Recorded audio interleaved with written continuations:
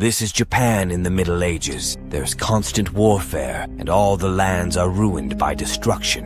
On top of that, there is a massive drought, so no one has anything to eat. In this state of horror, a poor and weak woman slowly walks in the rugged lanes with bare feet. The woman is pregnant, but she has no one to help her in delivering the baby. She goes to a temple and literally pushes the baby out all by herself. Then she sheds a tear because of how painful that was. Suddenly, a beast attacks them, so the woman takes an axe and cuts it down despite being weak and hungry herself. She feeds the baby the last remainders of her breast milk. Later, she goes so crazy with hunger that when she comes across a corpse, she sees it as meat. Same for her baby. She could just barbecue the little thing and eat it, but she does not to avoid temptation. She abandons the baby. 8 years later, the boy has taken up his mother's axe, and he wanders the lanes, killing humans and eating them. Yes, that kid is now accountable. Like here, he attacks an innocent family and kills all men members, then he eats them.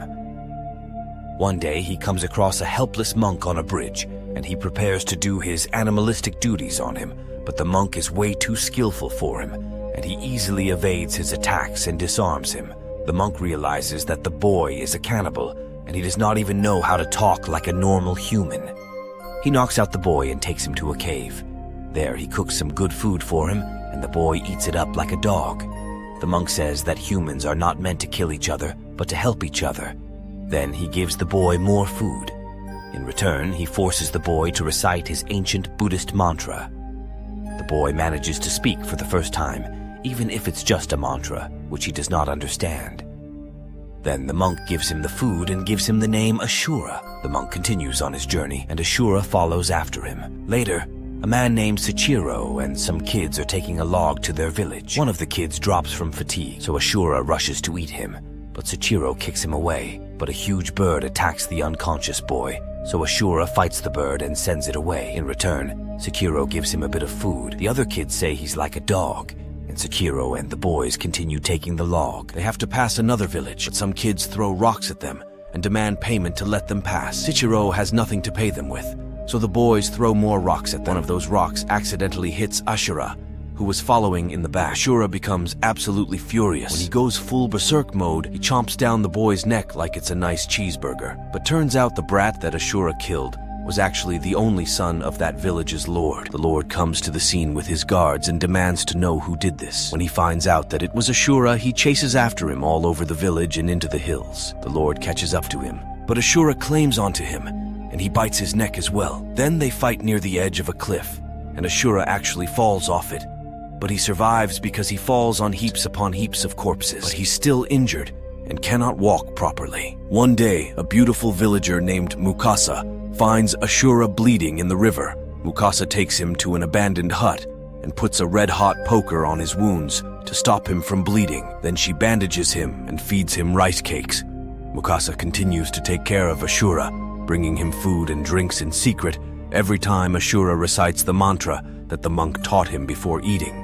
Mukasa gets excited, and over a long period, she steadily teaches him how to speak, even though it is so risky for her. Mukasa continues hiding Asura from the other villagers. One day, as she's returning home from working in the fields, she sees that Asura has come all the way there to look at her. Then he takes her to a secluded spot in the hills where no one can see them. Later, Mukasa talks about how she'd like to leave the village and run away to the city with Sachiro. One night, Mukasa brings food for Asura, but she goes away without speaking to him. But she calms him down and holds him until he smiles.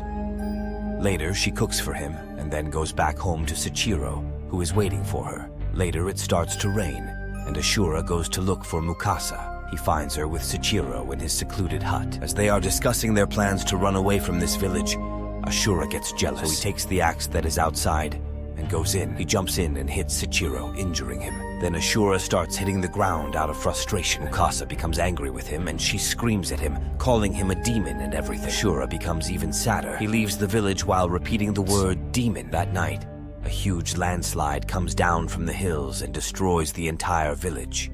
Asura survives because he was no longer there. Sometime later, the same monk arrives at the village and witnesses the death and destruction that occurred there. He makes a small prayer to Buddha. Then he comes across Asura, who is crying and saying that it would have been better if he had not been born. The The monk is surprised that Asura can now speak. Asura keeps saying that he's not a human, but a demon. Then he attacks the monk, but the monk knocks him down and says that Asura has a human heart. Then he takes Ashura's axe and chops off his own arm as a sacrifice to Buddha. He offers his arm for Asura to eat, but Asura realizes that he does not want to eat the meat of someone whom he personally knows, so he runs away. Meanwhile, Mukasa and her father are having a hard time as the landslide destroyed all their crops. They have nothing to eat. One of the villagers suggests to the father to sell Mukasa for a high price in exchange for money to survive. The father yells at the man, saying that he would never sell his own daughter. While Mukasa goes out to beg for food, no one has anything to give.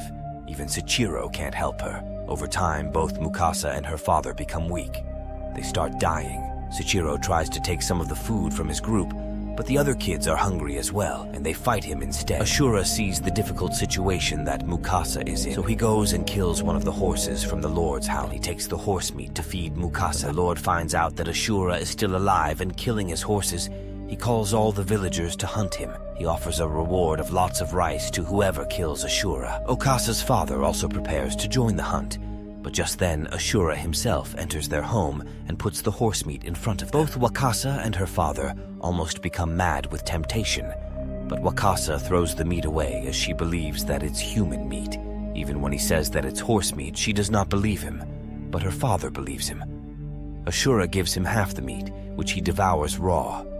Then he secretly runs away. Asura cries and begs Wakasa to take the meat. He says that he just wants to help her so that they can become friends like before, but Wakasa still hates him, and she refuses to forgive him. Instead, she decides to just lie down and die.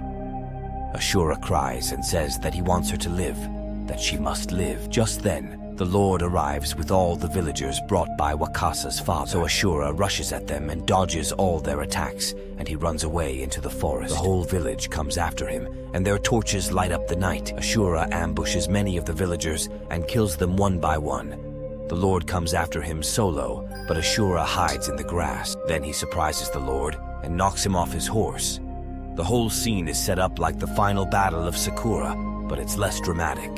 But sure, literally, one-shots the Lord, who just drops and dies without even a second health bar. Asura then runs away while the villagers still come after him. They manage to trap him on a broken bridge, and they burn it from both sides. So Asura runs toward one of the ends and goes full Legolas over it, but it's no use, and he falls down. Later, we see that the whole forest has been burnt by the villagers' fires. Sometime later, Soichiro and the boys pick up his corpse. On the way, Soichiro sees Asura. Months later, Asura has now grown up, and he's a monk as well. He makes wooden Buddha sculptures while the main monk says that Asura has learned to live despite all the troubles he has faced. That's what makes humanity so beautiful. In the post-credits scene, we see that the land is no longer barren and suffering. It's now rich and green and prosperous. Huge cities have popped up, and the people seem to be doing well. Subscribe for more videos like this, turn on the notification, and leave a like to help the channel out.